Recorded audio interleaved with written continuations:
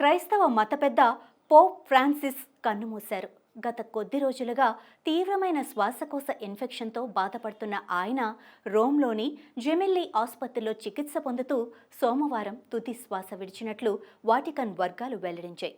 క్రైస్తవుల 266వ పోప్గా 2013 మార్చిలో నియమితులైన పోప్ ఫ్రాన్సిస్ 1936 డిసెంబర్ 17న అర్జెంటీనా రాజధాని బ్యూనస్ ఎయిర్స్లో జన్మించారు. ఆయన అసలు పేరు జార్జ్ మారియో బెర్గోగ్లియో. జెస్క్యూట్ పూజారిగా అర్జెంటీనాలో కార్డినల్గా సేవలందించారు. లాటిన్ అమెరికా ఖండం నుంచి పోప్గా నియమితులైన తొలి వ్యక్తి కూడా ఈయనే కావటం విశేషం. ఫిబ్రవరి 14 నుంచి నిమోనియాతో 5 వారాల పాటు పోరాడిన పోప్ ఫ్రాన్సిస్ పూర్తి ఆరోగ్యవంతులైనట్టు మార్చిలో వాటికన్ వర్గాలు ప్రకటించాయి.